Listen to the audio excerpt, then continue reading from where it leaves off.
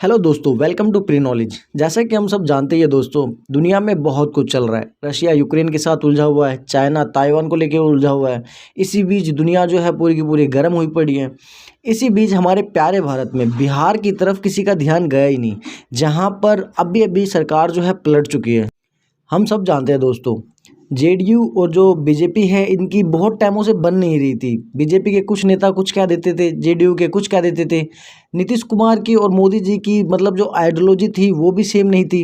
अब जो नीतीश कुमार जीते थे एग्जाम्पल के तौर पे बता रहा हूँ, वो जातीय जनगणना जो थी उसके पक्ष में थे, जबकि बीजेपी इसके विपक्ष में थी। बीजेपी बिल्कुल नहीं चाहती थी कि जातीय जनगणना हो बिहार में या कहीं पर भी देश में। दोस्तों बहुत टाइम से जो है अंदेशा लगाया जा रहा था कि शायद सरकार ना रहे, लेकिन अब फाइनली जो नीतीश कुमार थे बिहार के करंट सीएम, उन्होंने राज्यपाल को जाके जो है अपना इस्तीफा दे दिया है। और जो करंट गवर्नमेंट थी इस वक्त एनडीए और जेडीयू की, वो ब्रेक हो चुकी है। तो चलो दोस्तों वीडियो को अब स्टार्ट करते हैं। तो सोचिए दोस्तों एक बारी कि नीतीश कुमार ने किससे पंगा लिया है, ईडी से या सीबीआई से या बीजेपी से, क्योंकि ये जो है बहुत ज़्यादा स्ट्रांग पार्टी है इस टाइम पर बीजेपी। आप देख सकते हैं मध्य प्रदेश का क्या हाल हुआ, महाराष्ट्र का क्या हाल हुआ, और तो और गोवा का क्या हाल हुआ। वहाँ पर हम सब लोगों ने देख रखा है कि क्या हो रखा है। ये बात भी दोस्तों सच है, जहाँ जहाँ पर बीजेपी की गवर्नमेंट है वहाँ वहाँ पर जो है ईडी मतलब छापे नहीं मार रही है, या जो भी बोल लो वहाँ के खिलाफ जो वहाँ के नेता है वो सुरक्षित है। और एक बात आपको बता दूं कि एक बार नितिन गडकरी ने ऑन रिकॉर्ड ऑन टीवी कहा था कि जो भी हमारी पार्टी में आता है वह उसकी जो छवि है हम उसको साफ सुथरा कर देते हैं, क्योंकि वह बीजेपी के कहने पर चलता है, बीजेपी के कहने पर वो करता है जो उसको कराना होता है बीजेपी को। इससे जो है उसकी इंसान की पार्टी को जो है एकदम मतलब साफ कर दिया जाता है। और यही दोस्तों जो मोदी और शाह है इनका एक ग्रैंड प्लान माना जाता है कि जो भी हमारे साथ है वो एकदम साफ है, और जिस जो हमारे खिलाफ है वो एकदम सफा कर देंगे वो उसको। क्योंकि दोस्तों अभी देखिए बिहार में अभी करंट में ही इलेक्शन हुए थे 2020 में, और अभी 2022 चल रहा है। तो क्योंकि अब नेक्स्ट इलेक्शन इतनी जल्दी कराए नहीं जा सकते, और पता है हम कॉन्स्टिट्यूशन के हिसाब से जो सरकार है वो कम से कम 5 साल रहनी चाहिए ही चाहिए। तो यहाँ पर अब नीतीश कुमार ने अपना मास्टर स्ट्रोक खेला है, और उन्होंने कहा है कि वो जो है मतलब उन्होंने बना ली है पार्टी।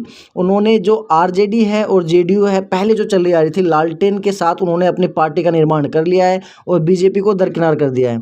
तो दोस्तों हुआ क्या इन डिटेल में समझते हैं। क्या हुआ कि जेडीयू के जो एमपी थे और एमएलए थे, नीतीश कुमार की अध्यक्षता में उन लोगों ने एक मीटिंग बुलाई, जहां पर नीतीश कुमार ने ऐलान किया कि हम अब एनडीए के साथ अब नहीं रहेंगे। कारण क्या था दोस्तों, कहा यह जा रहा है दोस्तों कि जो बीजेपी के कोई मिनिस्टर है मतलब केंद्रीय मंत्री है, उनके द्वारा फ़ोन किया गया था जो आरजेडी है या जो जेडीयू है उनके विधायकों को, और कहा गया था कि वो लोग जो है बीजेपी में शामिल हो जाए। यानी कहीं ना कहीं अपनी ही पार्टी के अंदर जेडीयू को तोड़ने की कोशिश की जा रही थी।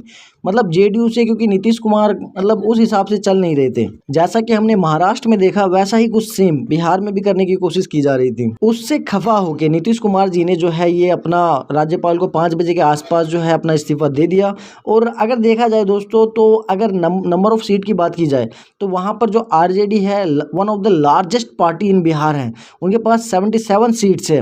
अगर देखा जाए तो जो मेजर सीट्स है मतलब पॉलिटिकल पार्टीज़ में जो मेजर सीट्स रखती है वो आरजेडी ही है। उसके बाद जो है बीजेपी आती है, एंड तीसरे नंबर पे जो है जेडीयू आती है। तो कहीं ना कहीं जेडीयू की कुर्सी भी अब खिसक रही थी, और एनडीए ने कहीं ना कहीं उन पर भरोसा दिखाया था और कहा था कि हम नीतीश कुमार को ही सीएम बनाएंगे। लेकिन दोस्तों उनके पीछे भी उनका स्वार्थ था, वो कहीं ना कहीं दिखाना चाह रहे थे कि हाँ हम ठीक है अभी तक। और वो चाहते भी थे कि जो जेडीयू के नेता है या सीएम है नीतीश कुमार, वो अब उनके इशारों पर काम करे, जो भी उनको कहना है जो भी कराना है वो सब कुछ नीतीश कुमार करे। लेकिन दोस्तों कहीं ना कहीं नीतीश कुमार को ये मंजूर नहीं था। उसके बाद जो हुआ आप सब देख ही रहे हैं, उन्होंने बीजेपी के साथ जो है अपना अलायंस तोड़ लिया और आरजेडी के साथ मिल गए। अब दोस्तों देखते हैं कि आगे क्या होगा। दोस्तों अब देखना होगा कि बिहार में क्या होता है, क्योंकि देखो आरजेडी और जेडीयू तो मिल चुकी है, कांग्रेस बीजेपी का साथ देने वाला है नहीं। तो अब कहीं ना कहीं 3 साल तक बीजेपी को बाहर ही बैठे रहना पड़ेगा, जब तक कि वो किसी एमएलए या बहुत सारे एमएलए को ब्रेक करके अपनी पार्टी में नहीं ले आती। और दोस्तों अब यहाँ पर भी देखना पड़ेगा क्या बीजेपी जो अलग अलग स्टेट्स में कर रही है ईडी का यूज़ करके, क्या अब वो बिहार में भी होने वाला है। अगर ऐसा होता है तो देखो दोस्तों ये बीजेपी के लिए भी बहुत ख़राब है, क्योंकि इनकी इमेज जो है इंडिया में, ओवरऑल इंडिया में ख़राब हो जाएगी कि वह ईडी का मिसयूज कर रहे हैं नेताओं को फंसाने के लिए। लेकिन दोस्तों ये एक अच्छी चीज़ भी है। सोचिए ना, अभी ईडी का यूज़ कर रहे हैं, वेस्ट बंगाल में देखिए क्या हुआ वहाँ पर। अर्पिता मुखर्जी और जो वो उनका जो लीडर था, उनके घर में से कितना कैश निकला, कितना गोल्ड निकला और उनकी कितनी सारी जायदाद निकली। कहीं ना कहीं ये ब्लैक मनी तो है दोस्तों। ममता ने उसके बाद जो है मंत्रिमंडल अपना बदल दिया, वो बात अलग है। लेकिन देखो देखो दोस्तों, ये कहीं ना कहीं करप्शन है। जब नोटबंदी हुई थी तो आम इंसान लगा था बैंकों की लाइन में, ये नेता क्यों नहीं लगे थे? सोच के देखिए, कहीं ना कहीं इनके ऊपर पॉलिटिकल सपोर्ट होता है, बैंक इनकी जेब में होते हैं दोस्तों। हमने किसी नेता को नहीं देखा कि वो लाइन में लगा हुआ था, एक्सेप्ट राहुल गांधी, आप लोगों ने अगर देखा हो तो। दोस्तों अभी हम सब वेट एंड वॉच कर सकते हैं कि हम देख ही सकते हैं कि आगे अब क्या होने वाला है, क्योंकि अब बीजेपी के क्या मूव रहने वाले हैं अब आगे ही पता चलेंगे। थैंक यू दोस्तों, अगर वीडियो पसंद आती है तो सब्सक्राइब जरूर करें, लाइक शेयर जरूर करें। थैंक यू, अलविदा।